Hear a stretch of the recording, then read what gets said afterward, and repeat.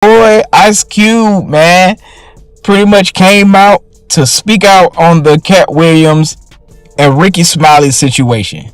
Now, to be honest, Ice Cube did confirm a couple of things and clarified a couple of things with Katt. The first thing I want to say is Katt Williams pretty much was telling the truth. Maybe he was putting a little bit of sauce on it, but he was definitely telling mostly the truth about what he was saying. Cube did confirm that Money Mike was actually Katt Williams' role. So I don't know how Rickey Smiley even fixed his mouth to say that was his role. And that was really the contention that Katt Williams had against Rickey Smiley. And that was the main thing. I want to stay focused on that. This is a short breakdown because I'm going to play this video and it's about 9 minutes long. We're going to play the whole thing. And let me know what y'all think, man. Do y'all think Ice Cube vindicated Katt Williams, or do you think Rickey Smiley was just being out of pocket? Let me know what y'all think in the comments. Make sure y'all like, comment, and subscribe, man. Watch this clip. But more content is on the way. Peace. What's cracking? It's your homie Ice Cube. Just wanted to address a few things. Everybody been checking out the internet. My man Katt Williams. First of all, I just want to say, we shot that movie over 20 years ago. So,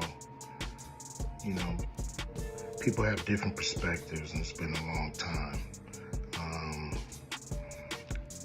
I also want to say,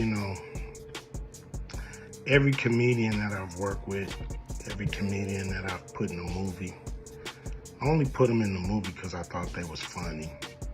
I thought they was perfect for the part. I tried to put them in a position to win.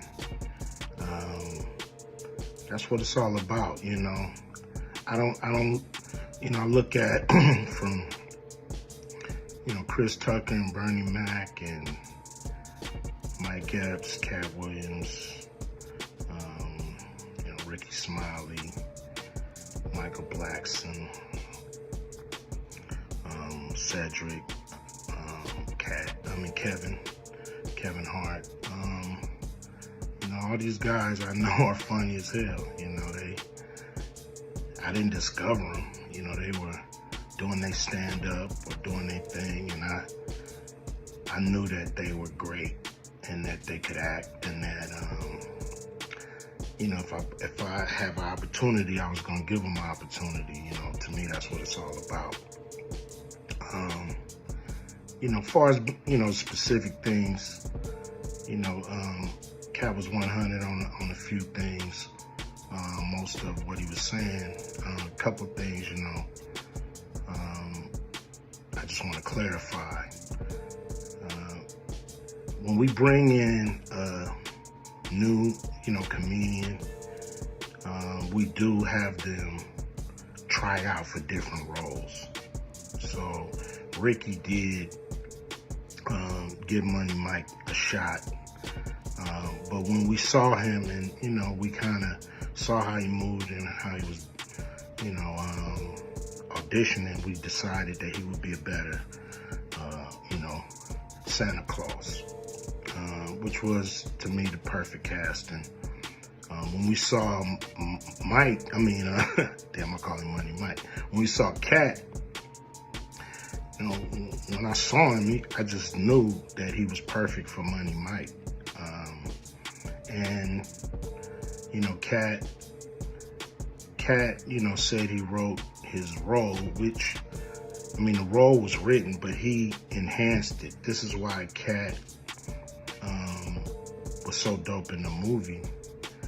Money Mike had a small role, about as big as the Santa Claus role, but when we start filming, he was giving us such magic that we kept expanding his role, giving him more to do because he was on point. When we shoot these movies, for one, the scripts are fire, or they wouldn't even do it. The scripts are laugh out funny.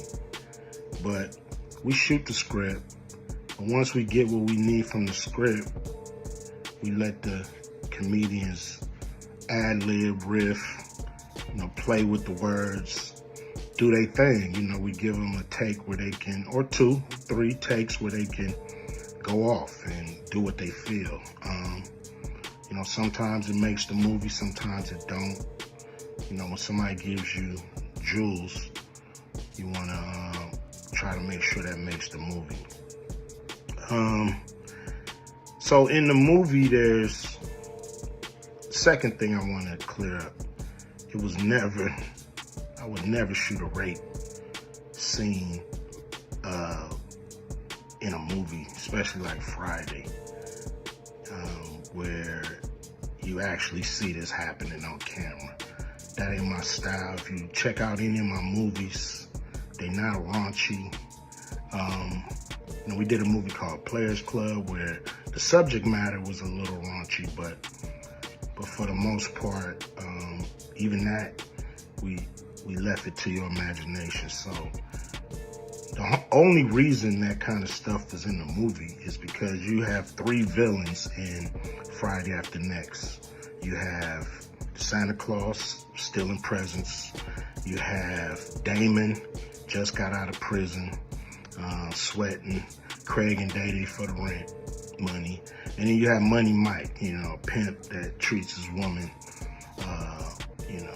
like a property. So Craig is always fighting the villains in the movie, from the Joker Brothers to Debo.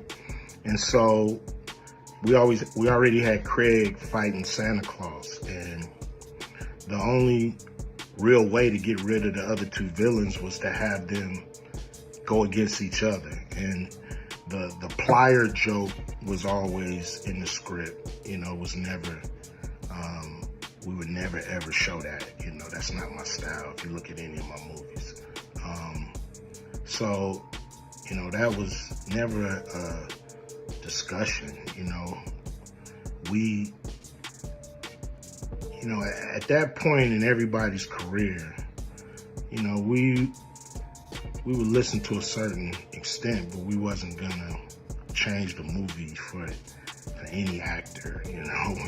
We do what we feel, and if it was a rape scene, it would have been in the movie. There was no reason not to shoot it. But that's not my style. I don't even like that kind of shit in movies, on camera. And so, that was, to me, a little discrepancy there. Katt, he wrote a lot of his part because, like I said, he was giving us jewels, so we were keeping the camera rolling. He was coming off the dome. He was coming prepared every day to steal the show. That was his mission. And, that's what he did, with the movie. And it launched his career, And I'm proud of the movie. I'm proud of all the guys who've, come through, a Q Vision production and went on to do bigger and better things. And look, a lot of people are talking about pay and how much they was paid on these movies that were extremely low budget. Most of these guys work a couple of days, and when you're doing a movie, there's over 100 people working on the movie that need to get paid. Most of them got to get paid every day.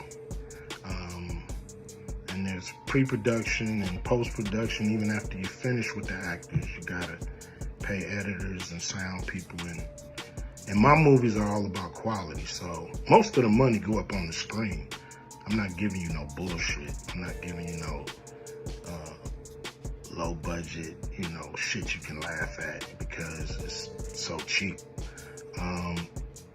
So, we try to put all the money on the screen. And so any actor that's mad at what they got paid, just look at what you was doing. Look at where your career was at the time. Take a look at where it is now. And Friday has something to do with that, I believe. And I put a lot of people in movies, but they ain't never put me in the movies. So you can take that for what it's worth. You know what I'm saying? I've given a lot of these guys opportunities, and I still act, so I'm waiting for a call. I ain't got to produce everything or write everything. I got love for all the comedians that I've worked with. Got, you know, much love for Katt. You know, he spoke up for me a lot, and I just wanted to be clear and clarify some things. And shit, man. I hope y'all have a good 2024.